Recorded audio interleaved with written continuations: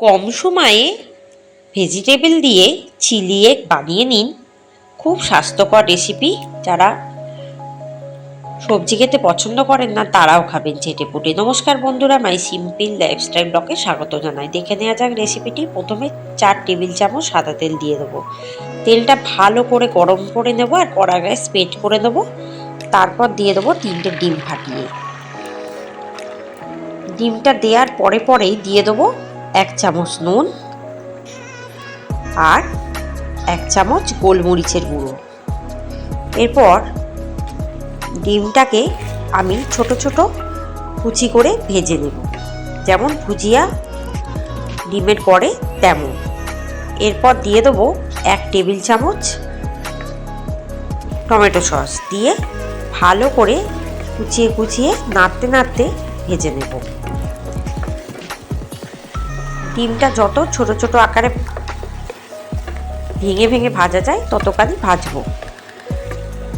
ভাজা হয়ে গেলে দেখবেন কড়ার গা থেকে লেগে যাচ্ছে, একদম ঝুরঝুরে হয়ে যাচ্ছে। তখনই বুঝতে পারবেন আমার কিন্তু ডিমটা ভাজা রেডি হয়ে গেছে। এরপর একটি পাত্রে কিন্তু ডিমটাকে নামিয়ে রাখতে হবে। বাচ্চারা তো সবজি খেতে পছন্দ করেন না, কিন্তু এভাবে দিলে কিন্তু সব সবজিগুলো খেয়ে নেবে, পেটেও থাকবে অনেকক্ষণ, আর বড়দেরও এটা খুব স্বাস্থ্যকর রেসিপি। এরপর একটি পাত্রে এটাকে ঢেলে রাখছি। ওই কড়াতেই দিয়ে দেবো 3 টেবিল চামচ সাদা তেল। তেলটা ভালো করে আবারও গরম করে নেব। তারপর দিয়ে দেবো কিউব করে কাটা পেঁয়াজ, একটা গোটা পেঁয়াজটা ভেজে নেব। তারপর দিয়ে দেবো রসুন কুচি 1 টেবিল চামচ, সেটাও ভালো করে ভেজে নেব। এরপর দিয়ে দেবো 1 টেবিল চামচ গোলমরিচের গুঁড়ো আর পরিমাণ মতো নুন দিয়ে পেঁয়াজটাকে ভালো করে ভেজে নেব। এরপর এখানে পছন্দের সবজি দিতে পারেন। আমি দিয়েছি ক্যাপসিকাম কুচি, বিনস কুচি আর গাজর কুচি। আপনারা বিভিন্ন সবজি বাঁধাকপিও অ্যাড করতে পারেন বা ফুলকপিও দিতে পারেন। দিয়ে এটাকে ভালো করে ভেজে নেবো সবজিগুলো। আর দিয়ে দেবো একটু কাঁচা লঙ্কা কুচি। যদি ঝাল খেতে পছন্দ না করেন কাঁচা লঙ্কাটা অ্যাভয়েড করতে পারেন। এরপর দিয়ে দেবো টমেটো সস 3 টেবিল চামচ দিয়ে এটাকে নাড়তে থাকবো। এরপর দিয়ে দেবো 4 টেবিল চামচ ডার্ক রেড চিলি সস। এটা ভালোভাবে নেড়ে নেব। এরপর দিয়ে দেবো আবারও 3 টেবিল চামচ টমেটো সস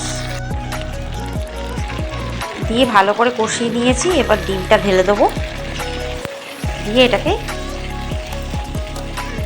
নাড়তে থাকবো যাতে সবজিগুলো সিদ্ধ হয়ে যায়। আঁচটাকে একদম কমিয়ে দেবো, দিয়ে এটাকে নাড়তে থাকবো। এরপর দিয়ে দেবো সামান্য একটু চিলি ফ্লেক্স,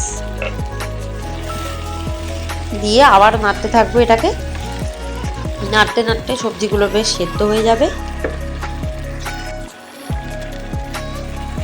এরপর দিয়ে দেবো হাফ কাপ জল মেপে, যাতে সবজিগুলো, গাজরগুলো যদি একটু মোটা মোটা করে কেটেছি যাতে সিদ্ধ হয়ে যায়।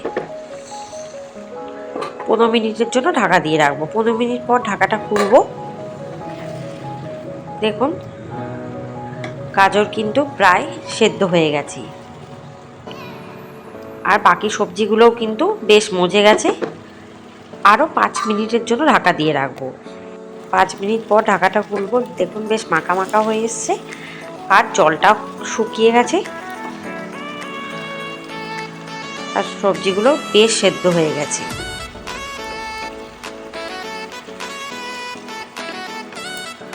আর একটু নাড়াচাড়া করবো, করেই নামিয়ে দেবো। ব্যাস রেডি। টিফিনের জন্য বাচ্চাদের বানিয়ে দিতে পারেন, নিজেরাও খেতে পারেন। রেসিপিটি বাড়িতে বানিয়ে দেখে আমাকে কমেন্টে জানাবেন। চ্যানেলটিকে সাবস্ক্রাইব করবেন। কেমন লাগলো জানাতে ভুলবেন না।